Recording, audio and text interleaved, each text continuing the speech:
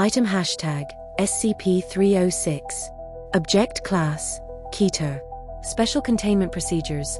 Frozen samples of SCP-306 are stored at Bioresearch Site 101. Research on SCP-306 is to be carried out under Biosafety Level 4 protocols.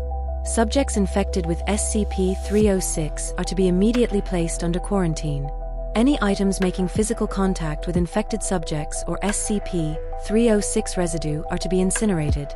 Personnel interacting with infected subjects are to remain in full hazmat containment suits.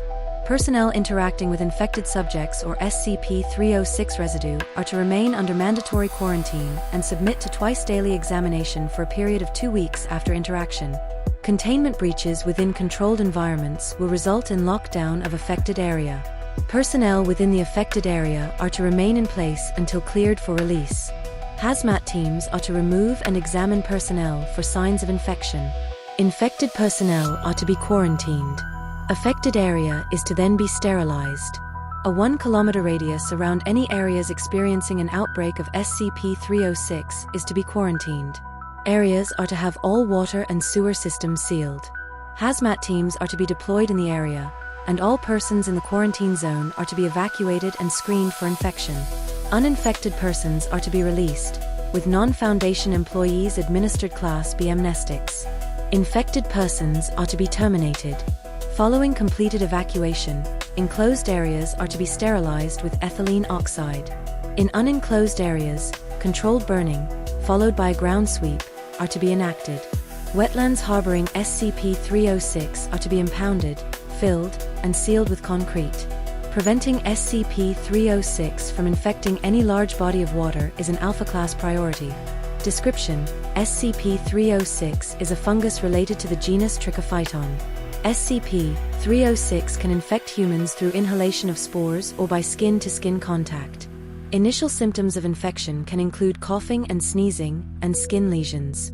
Lesions caused by SCP-306 display a morphology similar to benign papillomas, warts, and reach full size after approximately 2 days. Lesions are prone to shedding, after which another lesion forms underneath. Lesions that fall from the body of infected subjects are light enough to be carried by wind, and capable of spreading SCP-306 for years. If untreated, lesions caused by SCP-306 can cover the body within 2 weeks. SCP-306 has been shown to grow in nearly all biological matter. SCP-300 and SAXS primary anomalous property will only manifest when growing on human tissue.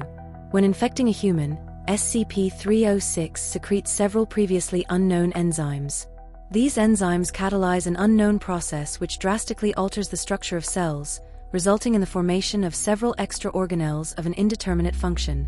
Approximately 2 weeks following infection, infected subjects begin to develop major physiological modifications. Over the course of the next 3 weeks, subjects rapidly lose weight, followed by the development of abnormal pigmentation and increased water permeability of skin. Subjects who are still able to speak describe being in constant, excruciating pain.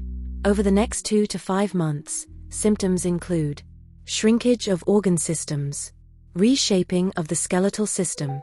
This process can last between 2 and 5 months, after which subjects are referred to as SCP-306-1. Instances of SCP-306-1 on average weigh 25 to 30 kilograms, measuring 0.5 m in length. SCP-306-1 have an appearance similar to amphibians, but correspond to no known species. Autopsies of deceased SCP-306-1 specimens have revealed that internal structures remain morphologically similar to human organs following metamorphosis. Instances appear to enjoy human presence, and actively attempt to gain contact when in human presence. SCP-306-1 remain extremely infectious, with any direct physical contact resulting in infection by SCP-306. SCP-306-1 are capable of reproduction in a similar manner to Agalichnus calidrias.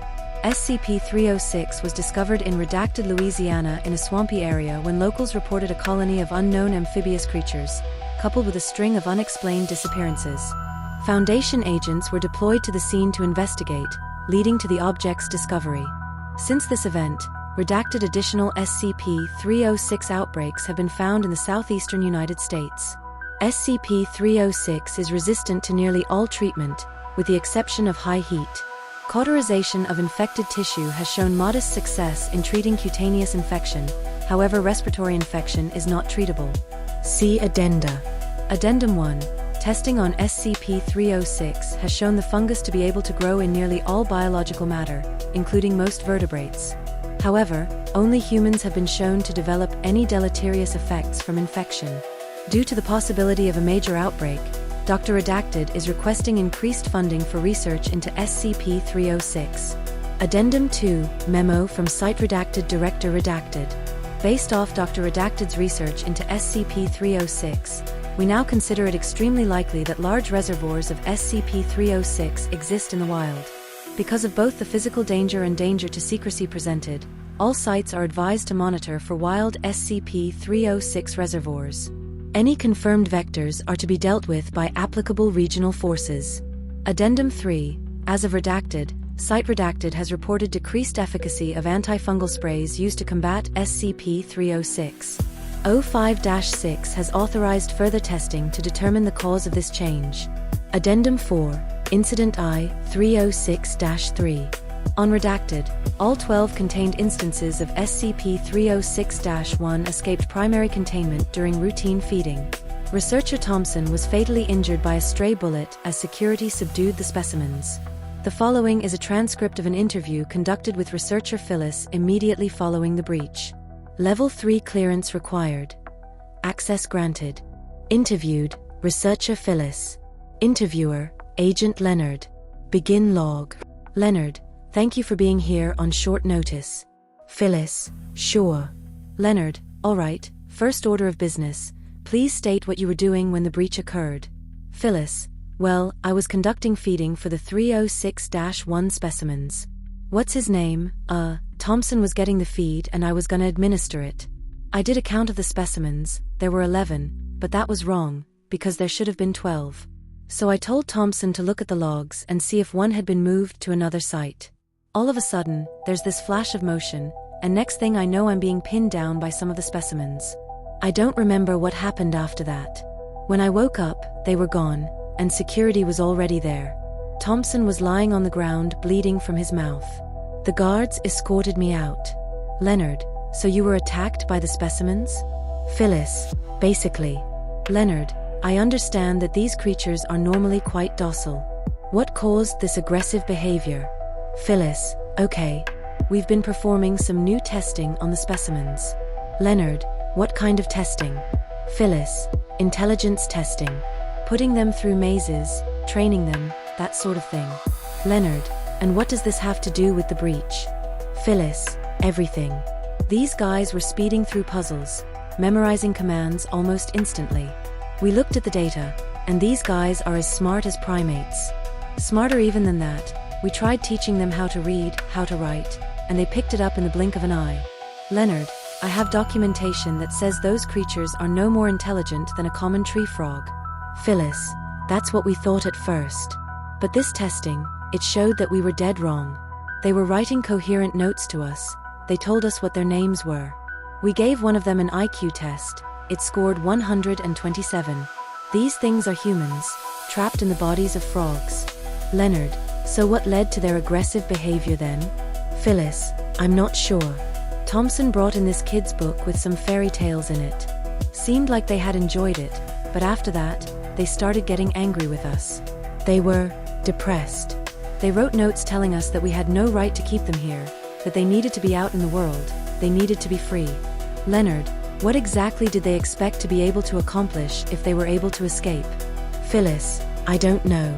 Leonard, okay, I believe we are done here. Phyllis, wait, before you go, can you tell me what happened to Thompson? Leonard, I'm sorry, he was killed in the breach. Stray bullet in the chest. Phyllis, that's a shame. He was going to bring them another story. End log. Closing statement. Due to the information revealed in the incident, I order all contained instances of SCP-306-1 to be immediately terminated. They are now presenting a major obstacle to successful containment of an already dangerous object. O5-3. Addendum 5. Dr. Redacted has found that most samples of SCP-306 display wide-spectrum resistance to antifungals. Upgraded to Keter, Redacted.